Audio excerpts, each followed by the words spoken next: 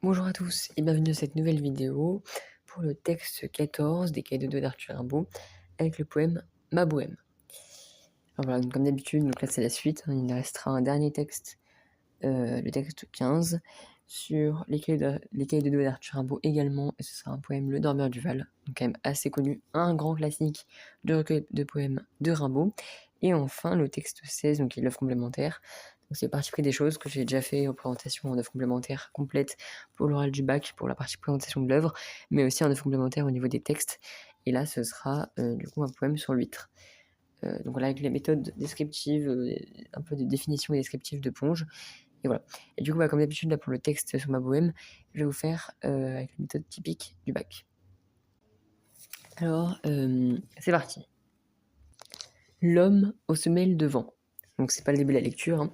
C'est une citation de Paul Verlaine qui parlait à propos d'Arthur Rimbaud. Donc cette citation, l'homme aux semelles de vent, ça veut dire un peu, on pourrait le remplacer par le voyageur, c'est-à-dire un homme qui voyage beaucoup, les semelles de vent, c'est-à-dire un homme qui par ses pieds voyage à pied, mais voyage beaucoup, aussi vite que le vent, voyage beaucoup. Et donc il est comparable, enfin cette citation accorde à Rimbaud par toute sa fugue, tous ses voyages, dans lesquels Rimbaud en a fait les récits à travers ses poèmes, ses 22 poèmes qu'il a publiés entre ses 15 et ses 20 ans. Et donc le poème Ma Bohème, justement, fait le récit d'une de ces fugues, hein, qui fait référence à la nature, à l'hymne de la liberté, donc c'est un hymne à la liberté, et notamment il raconte un petit peu les conditions entre guillemets, de jeunes, donc à cette époque, pendant sa fugue un petit peu. Rimbaud raconte cela, les conditions de fugue entre guillemets. Donc par rapport à l'œuvre, voilà, donc il est né en 1854 et mort en 1891, voilà, pour donner un petit peu plus de précision. Il est né donc voilà, à Charleville. Il a fugué donc, en quittant sa famille familiale de Charleville pour aller à Douai, d'où le nom de ses cahiers, hein, les cahiers de Douai, où il part à l'aventure un petit peu, mais il fut accueilli par son professeur de lettres, son ancien professeur de lettres, qui s'appelle Georges Jambard, et qui l'influença un petit peu à publier ses œuvres, etc. Voilà pour l'œuvre en globalité, et donc l'œuvre fait un petit peu des réflexions, donc permet à Rimbaud de s'émanciper, de s'évader, et notamment il pose des réflexions un petit peu sur la politique de son temps, notamment avec les guerres, la guerre de 1870, donc la guerre franco-prusse entre la France et l'Allemagne, mais également des réflexions portées sur le peuple, sur la politique, sur la religion, etc. Voilà par rapport au recueil des poèmes d'Arthur Rimbaud qui est écrit on appelle ça en prose versifiée ou en vers libre. Donc ça reste la poésie classique, mais avec une certaine forme de liberté dans le sens le vocabulaire est parfois moins aisé et plus familier, moins soutenu. Voilà. Donc je vais maintenant lire le texte pour se rendre compte un petit peu de la forme poétique, hein. Il s'agit bien d'un sonnet avec 2 quatrains et 2 tercets. Vous pouvez appeler ça un 8-1 ou un 6-1, ou alors 2 quatrains, un 6-1, comme vous le voulez, hein, comme je dis à chaque fois. Mais voilà, donc il y a bien cette forme, comme vous pouvez le voir visuellement, mais également auditivement, vous allez sentir de la poésie avec le sonnet, avec des rimes, et la structure poétique, mais il y a certaines paroles qui sont un peu plus familières ou qui sont moins soutenues et qu'on retrouverait moins en poésie classique. Voilà, donc pour cela, je vais vous lire le poème. Ma bohème. Je m'en allais, les poings dans mes poches crevées. Mon paletot aussi devenait idéal. J'allais sous le ciel, mude, et j'étais ton féal. Oh là là, que d'amour splendide j'ai rêvé. Mon unique culotte avait un large trou. Petit poussé rêveur, j'égrenais dans ma course des rimes. Mon auberge était à la grande ours. Mes étoiles au ciel avaient un doux froufrou. Et je les écoutais assis au bord des routes. Ces bons soirs de septembre où je sentais des gouttes de rosée à mon front comme un vin de vigueur, hourillement au milieu des ombres fantastiques. Comme des lyres, je tirais les élastiques de mes souliers blessés, un pied près de mon cœur. Et nous pouvons nous demander comment Rimbaud utilise-t-il le souvenir très personnel d'une de ses fugues pour développer sa propre forme de lyrisme. Donc comment, autrement dit, à travers un souvenir de ses fugues, donc à travers une de ses fugues, puisqu'il en a fait plusieurs, et c'est notamment pendant ces plusieurs fugues de ses 15 à ses 20 ans, en 5 ans qu'il a composé son recueil de poèmes Les Cahiers de Douai, et donc comment, à travers une de ses fugues, qu'il raconte, dont il fait le récit, il a permis de développer sa propre forme de lyrisme poétique. Donc voilà, et nous pouvons distinguer en ce sens deux mouvements. Donc le premier mouvement avec les 2 quatrains, enfin des lignes 1 à 8 avec le 2 quatrains, le côté vagabond du poète, donc le côté un peu fuyard, la fugue du poète. C'est pour ça qu'on parle d'un côté vagabond. Donc déjà avec le mot vagabond, ça fait un peu familier. Et ensuite, dans un deuxième mouvement, donc avec les 2/6, donc généralement c'est comme ça que ça se découpe dans les 3/4 des poèmes d'Arthur Rimbaud. Après ça dépend, mais c'est une généralité, où nous pouvons distinguer la nature comme un hymne à la liberté. Voilà. Alors je vais commencer donc avec le mouvement 1, sur le côté vagabond du poète avec les 2 quatrains, qui commence d'emblée au vers 1. Donc on parle bien avec des vers, on peut dire ligne au vers, parce que c'est pas de la poésie classique, mais ça reste quand même de la poésie sous forme de sonnet avec des vers. Donc par principe on dit vers, enfin comme vous voulez après. Donc vers 1, qui commence par l'imparfait indicatif « je m'en allais », qui indique déjà l'idée de fugue, de départ, d'émancipation. Suivi donc de la phrase, du groupe nominal « les poings dans mes poches crevées », donc l'adjectif, le participe passé crevé, souligne d'emblée la pauvreté du poète, donc qui part un petit peu à l'improviste, sans trop d'objectifs, et qui part surtout sans trop de moyens financiers. Donc il part avec déjà des souliers abîmés, un vêtement abîmé. Ce verbe indiquant le départ, donc aller, est répété entre guillemets de manière anaphorique au vers 3, avec l'imparfait indicatif toujours « j'allais sous le ciel, muse, et j'étais ton féal. Oh là là, que d'amour splendide j'ai rêvé ». Donc déjà les formes d'interjection exclamative « oh là là » indiquent une certaine forme de réaction, d'action-réaction de la part du poète. Et surtout, c'est la proposition subordonnée relative « que d'amour splendide j'ai rêvé » introduite par le fondatif « que » nous indique, tout d'abord, comme l'indique la phrase, le rêve du poète, et surtout, à travers cette quête un peu aventurière, il y part sans vraiment d'objectif, sans de ressources idéalement financières, sans de ressources financières, et au passage, il est heureux, parce que c'était pas forcément son objectif, mais il découvre a priori des femmes. Enfin, c'est ce qu'on peut sous-entendre par la phrase « que d'amour splendide j'ai rêvé ». Ensuite, nous arrivons au deuxième mouvement avec la phrase simple, donc avec la partie du pronom possessif mon unique culotte est vers un large trou. Donc il y a une deuxième fois un rappel où il y a la pauvreté du poète qui est soulignée donc par les adjectifs uniques, donc l'adjectif qualificatif apposé au nom culotte, donc l'adjectif qualificatif unique, unique, voilà, apposé au nom culotte, puis l'adjectif qualificatif large apposé au nom commun trou, donc à chaque fois c'est nom commun, qui souligne la pauvreté du poète. En effet, il a quelques vêtements, mais c'est rien que ces pauvres vêtements sont déjà abîmés. Ensuite, au vers d'après, donc au vers 7, le groupe nominal petit poussé rêveur souligne crée un effet un petit peu fantastique, un petit peu imaginaire, où Rimbaud incarne un petit peu la figure comme à l'image du petit poussé, d'un petit voyageur qui se balade. Il déclare en ce sens par un parfait indicatif, introduit par le pronom personnel jeu, donc la première personne singulier. J'ai grené dans ma course.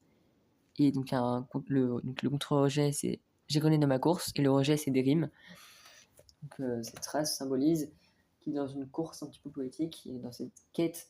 En fait, en même temps, et ce qui est assez impressionnant chez Rimbaud, c'est qu'en même temps, il voyage au premier sens du terme, il fugue, il part sans trop grandes ressources financières, sans grand but, et en même temps qu'il fugue, et bien en fait, il raconte cette fugue.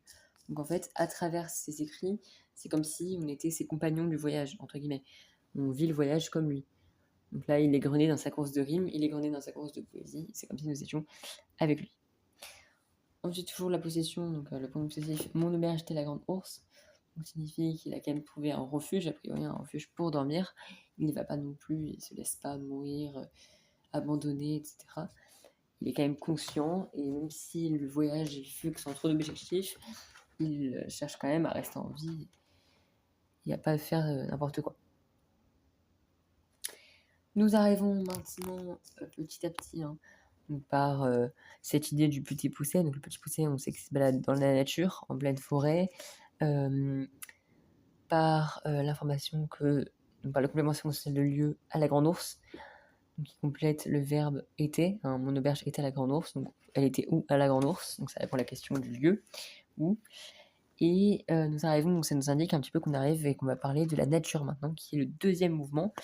Donc on suit ce petit chemin, on prend le même chemin que Rimbaud, où au début, il nous présentait un petit peu cette introduction au vagabond, au côté que soit vagabond, à sa fugue.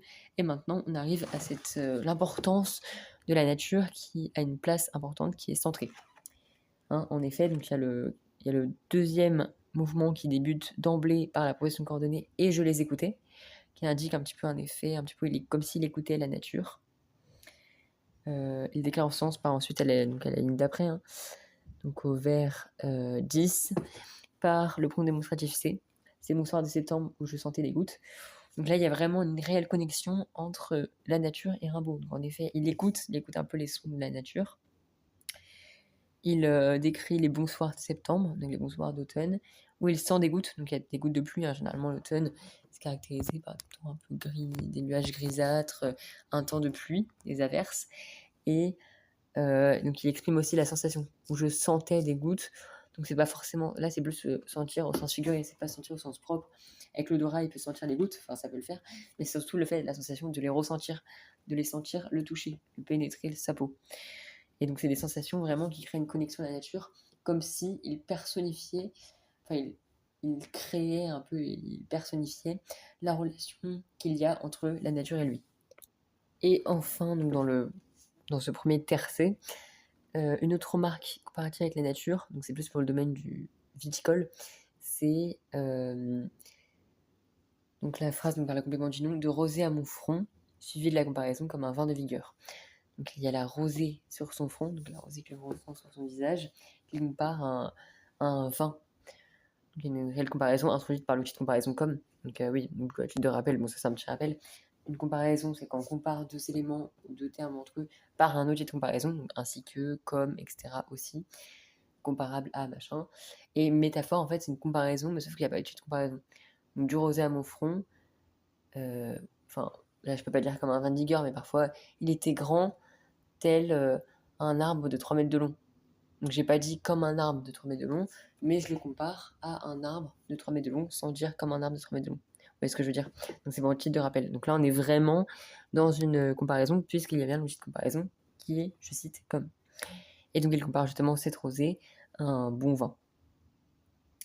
Et enfin, il finit un petit peu donc cette sensation un peu naturelle, donc cette description de la nature comme hymne de liberté. En effet, il a l'air de...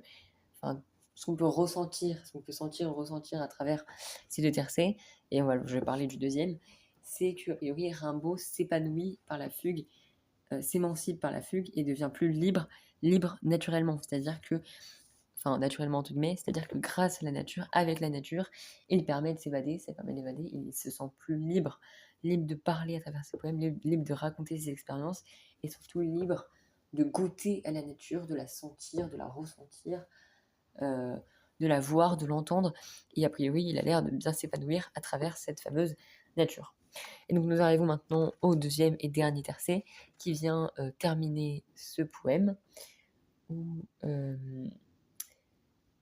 donc il déclare qu'il y a des ombres fantastiques. Donc l'adjectif fantastique décrit, fait goûter un petit peu à cet épanouissement de Rimbaud. Il a l'air vraiment d'être épanoui par des ombres. Ombre, le nom commun ombre, ça peut être un peu péjoratif, parce que ça relève du domaine du sombre, un petit peu ce qui est noir, ce qui est fermé. En même temps, c'est opposé par l'adjectif fantastique, l'adjectif qualificatif épithète fantastique, qui se rapporte au nom commun ombre, et qui souligne un côté un petit peu extraordinaire, mais dans le sens mélioratif.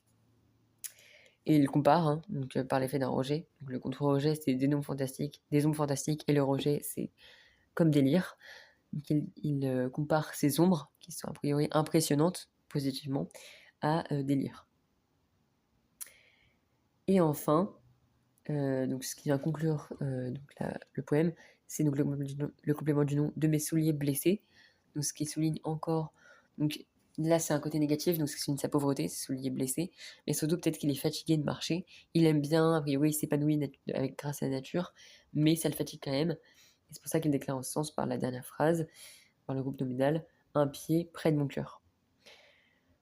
Donc, ce qu'on peut conclure dans la conclusion où Rimbaud a décrit son côté vagabond, cette fuite qui au début n'avait pas trop de sens, enfin, il avait juste envie de liberté, enfin le sens réel, le sens premier c'était cette envie, cette soif de liberté, mais elle n'avait pas de réel objectif.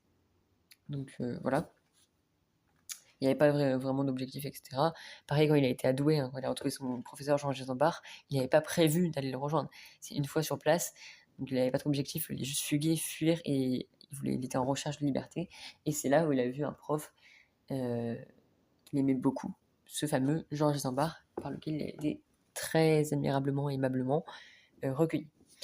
Et ensuite, nous avons l'hymne, la nature, hymne de liberté, parce que à travers le détercé, comme je le disais, on a l'impression que Rimbaud s'épanouit à écouter, à goûter, à sentir, à ressentir tout ce que la nature contient, tout ce que se trouve au plus profond, au cœur de la nature.